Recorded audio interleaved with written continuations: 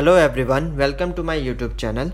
आज हम लोग बात करेंगे डाइवर्सिफिकेशन के बारे में। डाइवर्सिफिकेशन के क्या इंपॉर्टेंस है हमारी इन्वेस्टिंग में और क्या उसके कंपोनेंट्स हैं, कहाँ कहाँ पर हम लोग डाइवर्सिफाई कर सकते हैं, किस तरीके से कर सकते हैं, ये सारी चीज़ें हम इस वीडियो के अंदर डिस्कस करेंगे। तो चलिए शुरू करते हैं। What is diversification? Diversification is the technique of reducing risk by allocating investment among various financial instruments, industries and other categories. Diversification एक टेक्निक है जिससे हम लोग अपना रिस्क, जो इन्वेस्टमेंट का रिस्क है, उसको रिड्यूस कर सकते हैं। मान लीजिए आपके पास 10,000 रुपीज़ है, आपको 10,000 रुपीज़ इन्वेस्ट करने हैं। मान लीजिए आपने 10,000 रुपीज़ एक जगह पे इन्वेस्ट कर दिए, मान लीजिए आपने एफडी पे कर दिए, तो वहाँ पर क्या होगा, आपको एक लिमिटेड रिटर्न मिलेगा और जिस तरीके से और और इन्वेस्टमेंट से आपको अच्छा रिटर्न मिल सकता है वो आप वहाँ पर मिस कर जाओगे। और सेम अगर आपने मान लीजिए 10,000 पूरे अपने स्टॉक्स में डाल दिए, तो वहाँ पर क्या है, अगर मान लीजिए जिस स्टॉक में आपने पैसे डाले हैं वो परफॉर्म नहीं करता है, तो आपका क्या होगा कि आपका पोर्टफोलियो वैसे भी नेगेटिव में आ जाएगा और आपको वो रिटर्न नहीं मिल पाएगा जो आपको एफडी या अदर स्टॉक्स में मिल सकता है। तो बेसिक से क्या है कि आपके पास जो भी अमाउंट है, जिस भी अमाउंट को आप इन्वेस्ट करना चाहते हो, उसको डाइवर्सिफाई करो अलग अलग सेक्टर्स में। मान लीजिए आप बॉन्ड्स में भी इन्वेस्ट करिए, स्टॉक्स में भी इन्वेस्ट करिए, इक्विटी में, और आप अपना एफडीज भी वगैरह या गोल्ड में, जिस पे भी आपको लगता है उस तरीके से आप अपना इन्वेस्टमेंट कर सकते हैं। अगर एक सेक्टर में करेंगे तो वहाँ पर रिस्क बढ़ जाता है, लॉस होने का भी, और प्रॉफिट वहाँ पर अच्छा हो भी सकता है बट लॉस का रिस्क ज़्यादा रहता है। इसीलिए डाइवर्सिफाई हम लोग अपने पोर्टफोलियो को रखते हैं, जिससे कि मान लीजिए हमारा एक सेक्टर या एक फंड हमारा अच्छा रिटर्न नहीं दे रहा है, तो बाकी के जो 2 या 3 जगह हमने इन्वेस्ट किया है वो उसको कवर अप कर लें, मेकअप कर लें। तो ये है डाइवर्सिफिकेशन का मेन रीज़न कि क्यों हम लोग अपने पोर्टफोलियो को डाइवर्सिफाई करते हैं। अब हम बात करते हैं कंपोनेंट्स ऑफ डाइवर्सिफिकेशन। डाइवर्सिफिकेशन के कंपोनेंट्स क्या होते हैं, कहाँ कहाँ पर हम लोग अपने फंड को डाइवर्सिफाई कर सकते हैं। बॉन्ड्स जैसा कि आप जानते हैं गवर्नमेंट बॉन्ड्स होते हैं। गवर्नमेंट अपने कुछ कंपनीज अपने बॉन्ड्स लेके आती है, फिक्स रेट ऑफ रिटर्न वो आपको वहाँ से प्रोवाइड कराता है। और कुछ जैसे सोवरेन गोल्ड बॉन्ड है, गोल्ड बॉन्ड जो गवर्नमेंट लेके आती है, उसमें उसके अलग तरीके से हम उस पर इन्वेस्ट कर सकते हैं। तो बॉन्ड्स में आपको एक लिमिटेड रिटर्न, मतलब फिक्स रिटर्न आपको मिलता है, बट उस तरीके का रिटर्न नहीं मिलता जो कंपेयर टू इक्विटी और अदर सोर्सेज ऑफ इन्वेस्टमेंट में देखते हैं। बट ये क्या है, स्टेबल है, यहाँ पर आपको लॉस होने के चांसेस कम रहते हैं। अब हम बात करते हैं डोमेस्टिक स्टॉक्स में। डोमेस्टिक स्टॉक्स में हमारे आ जाएंगे स्टॉक मार्केट, जो हमारा इक्विटी इन्वेस्टमेंट होता है, और शॉर्ट टर्म इन्वेस्टमेंट में आप एफडी भी कर सकते हो। देखिए जैसे कि अब हम देखते हैं कि 3 मंथ्स या 1 ईयर की जो एफडी होती है, या फिर हम स्टॉक्स में इन्वेस्टमेंट करके शॉर्ट टर्म इन्वेस्टमेंट, इस तरीके से हम लोग शॉर्ट टर्म इन्वेस्टमेंट कर सकते हैं। अब हम बात करते हैं इंटरनेशनल स्टॉक्स क्या होते हैं, इंटरनेशनल फंड्स क्या होते हैं। इंटरनेशनल स्टॉक्स मतलब आप किस तरीके से इन पे इन्वेस्ट कर सकते हो।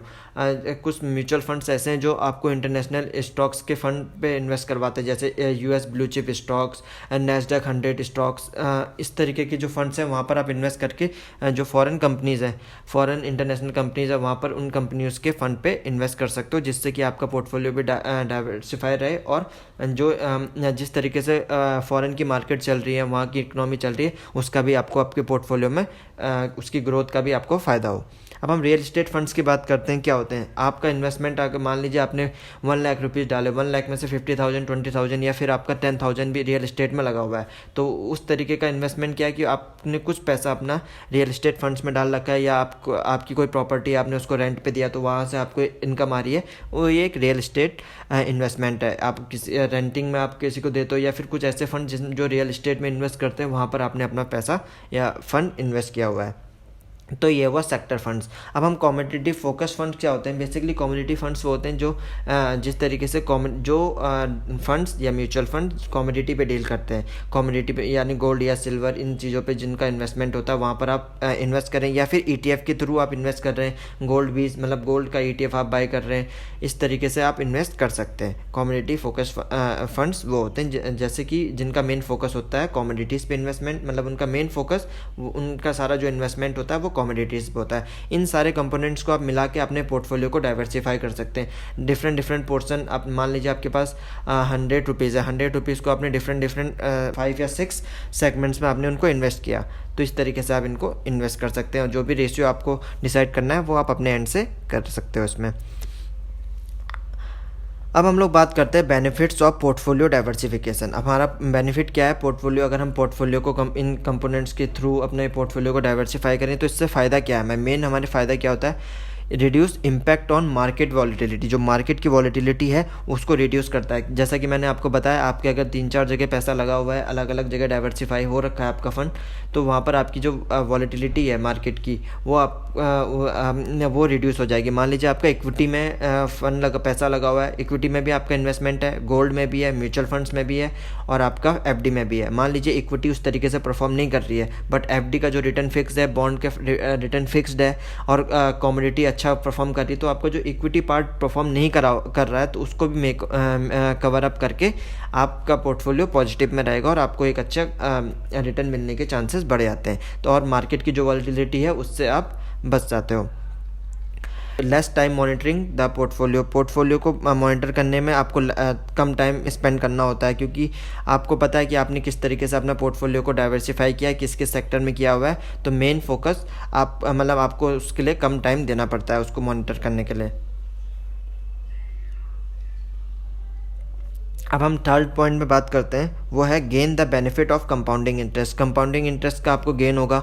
If you are selecting a mutual fund, it allows you to avail the benefits of compounding interest. This implies that each investment generates interest on both principal amount and the cumulative interest over the previous invested year.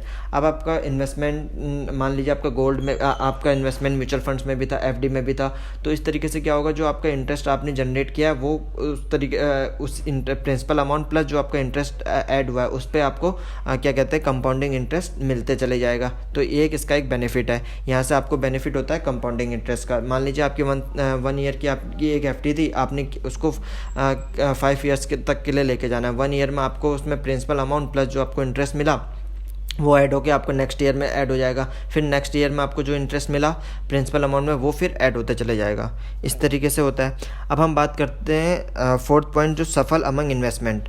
हम लोग अपनी जो investment है उनको सफल कर सकते हैं। मान लीजिए मैंने डाइवर्सिफाई अपना पोर्टफोलियो किया, मेरा इक्विटी में भी है, डेट में भी है, बॉन्ड्स में भी है, म्यूचुअल फंड्स हैं, अलग अलग तरीके के फंड्स में मेरा पैसा इन्वेस्टेड है, अलग अलग इंस्ट्रूमेंट्स में, अलग अलग सेक्टर्स में मैंने इन्वेस्ट किया हुआ। मान लीजिए मेरा एक सेक्टर काम परफॉर्म नहीं कर रहा, मान लीजिए जो एफडी रेट्स हैं वो काफ़ी कम आ रहे हैं, काफ़ी कम उसमें से मुझे रिटर्न मिल रहा है और वो उस तरीके से मेरी मतलब ज़रूरतें, मेरी जो मतलब नीड है उसको फुलफ़िल नहीं कर रहा है, तो मैं वहाँ पर से अपना सिंपली उस सेक्टर के फ़ंड को विड्रॉ करके उसको दूसरे सेक्टर पे डाल सकता हूँ जहाँ पर ग्रोथ है, जहाँ पर से हम लोग ज़्यादा रिटर्न ले सकते हैं। इस तरीके से ये ईजी हो जाता है कि हम अपने इन्वेस्टमेंट को सफल कर सकते हैं। और मान लीजिए किसी सेक्टर में मुझे काफ़ी अच्छा प्रॉफिट हुआ है, मुझे लगता है इसका एक सैचुरेटी पीरियड है, अब यहाँ से इसमें प्रॉफिट बुकिंग आएगी या फिर ये इस लेवल के बाद ज़्यादा रिटर्न नहीं देगा, तो वहाँ से हम अपनी प्रॉफिट बुकिंग करके उस सेक्टर पे डाल सकते हैं जो अभी तक अंडर परफॉर्म है, बट अब लगता है कि वो यहाँ से चलने वाला है, यहाँ से मुझे मेरा रिटर्न ऑन इन्वेस्टमेंट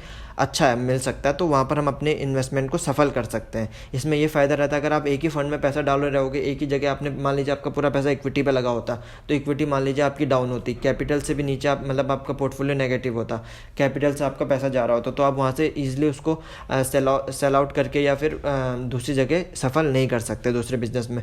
तो ये इसलिए इसके फ़ायदे हैं कि आप अपने हमको सफल करने में इन्वेस्टमेंट मतलब अपने अगर हमारा पोर्टफोलियो डाइवर्सिफाई है तो उसको सफल करने में ज़्यादा इशू नहीं होता, ज़्यादा दिक्कतें नहीं आती और ईजिली हम उसको सफल करके दूसरे बेस्ट ऑप्शन में स्विच कर सकते हैं।